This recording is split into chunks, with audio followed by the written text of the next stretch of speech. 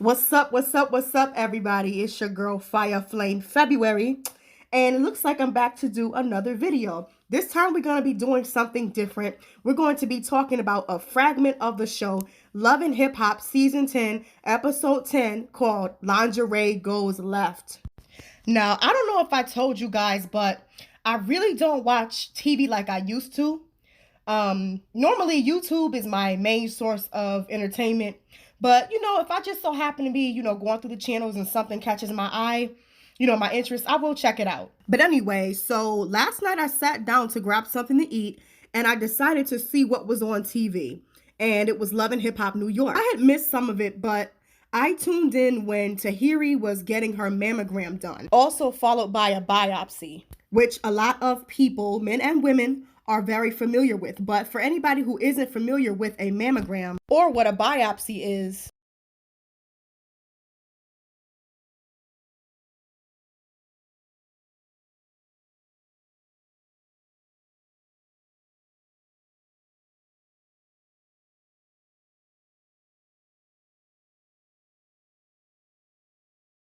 I wish I could have been able to actually see the beginning of it to really get a background on what led up to that point.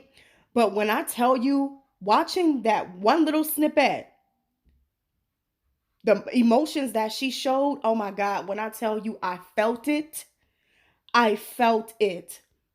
I could see that there was not enough words to describe the pain that that girl was in, especially when she started to talk about how emotionally drained she was and how tired she was.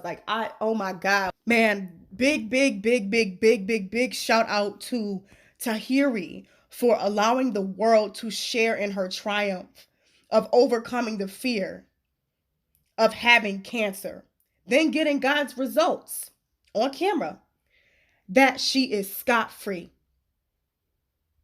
Such a joyous moment. Such a joyous moment. Anytime anyone learns that they have won by hearing the music of positive results, I'm celebrating too, because anytime somebody gets good news, I feel like I'm getting good news, whether I know that person or not. It's wonderful that in a particular segment alone, she had influenced so many women to have faith and go get that exam done by the thousands. God is so good. It is one thing for certain. There is nobody on this planet that could tell me that that right there was fake. Now, we all know when it comes to, like reality shows and stuff like that, there are shows that actually are scripted word for word, situation to situation. But this right here, when I tell you, I feel like nobody could tell me that that was not genuine. Nobody. Especially if you haven't experienced the wandering thought and the emotion of thinking that you have cancer. Actually having to go get that exam done. Or God forbid, losing somebody behind cancer. The C word. The terrifying word, one of the most terrifying words of all. I don't know not one person that has not experienced the loss of someone behind cancer, or either someone having the God-given grace to say that they made it through. They beat cancer. I am so happy that everything turned out all right for her. Like, people don't understand that going to get your breast checked and in the back of your mind, not knowing or feeling like you have cancer, something's wrong with you, it's so life altering. I know that myself because I have been there. And not to mention, I have lost so many relatives and a few friends to cancer. I mean, counting on both hands. It is a painful experience. I understand the fear of cancer. We know that, like I mentioned earlier, the C word is such a bad word. That is a panic button waiting to happen. I understand because I had the experience of thinking that I had cancer. I understand this experience of also, I don't know if you guys are familiar with this, thinking that I had Paget's disease.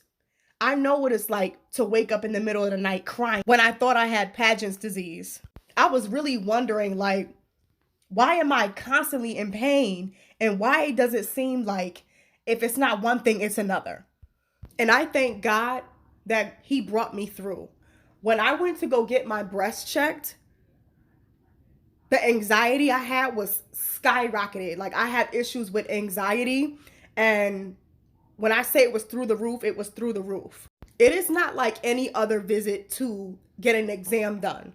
Okay? There has been times where I had literally hyperventilated and panicked myself into damn near falling out. When I found out that this person had cancer, first I was very, very positive about it. Very positive. And then one day, I remember there was a very, very, very close family member who I will not reveal the name of. In my mind, I just could not take it. And I remember one day being in church because they were singing. And when I was sitting there listening to the pastor, I barely was there. I remember listening to him, and at the same time, all of a sudden, I was angry at the world by this all of a sudden abrupt thing called cancer happened to them. I felt like life failed me. I felt like, why would this happen to somebody that words can't express how much I loved and needed in my life. And so while all this is going on, while I'm just mad at the world, I started thinking about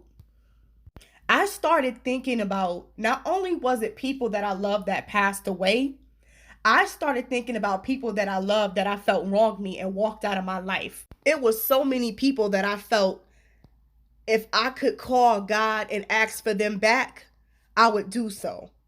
To replace the people that really didn't need to be in my life, and or the people that decided they wanted to walk out on me, knowing that I gave them everything that I had to give. In my mind, I was literally sitting there thinking about all the people that I needed to go off on. Because I just didn't give a shit. I just didn't give a shit. I just had this attitude of F everything. I felt like I was losing somebody so important to me that nothing else matters. And I remember I was horrified. And I remember sitting there, and I remember when it came time to pray. And you know, like, if you guys have been to church or whatever, at the end of the service, they always want people to come up to pray and to have coverage and things of that nature. And in my mind, I was going off. Yo, I was so done. I was so angry, and I was so hurt that this person could potentially leave me due to cancer. I was ready to curse out the people that were praying for everybody. In my mind, I was fighting the people that wanted to pray for me because I didn't trust them either. And I don't mean like fighting like just as in, no, I don't want to hear it. I meant fighting like I literally felt like, yo, if anybody come to pray for me, if anybody call me up there, I felt like I was going to snap. I was going to fight somebody up in there that day. Didn't matter who you were, didn't matter who you came with. It just was going to be over. At that point, I thought life was a whole damn lie. So in my mind, I'm like, do not touch me. Do not say you're going to pray for me because I don't believe you. Life is a lie. People are going to leave me and all this other stuff. But I can say today, all praise due to the Creator because that person overcame. You know, I remember when he came home from surgery, and I remember being there, you know, day and night, making sure that he was okay, made it through. And today, he is cancer free. There is no way I could thank God enough for saving this person. All right, guys, so I'm going to just go ahead and end this video. I want to thank you guys for spending your time with me and checking out this video. I felt like it was very, very important for me to put this out. I really, really appreciate you all. And once again, I was putting such an intimate piece of her life out there to inspire many people. For anybody who is looking for more information on some of the procedures I mentioned or just some needed facts, I will be providing info down below in the description box. Thank you all once again. Shout out to all my viewers. And for anybody that is a newcomer, don't be a stranger, baby. Make sure you come back and see me. Stay tuned for my next video. I'm out.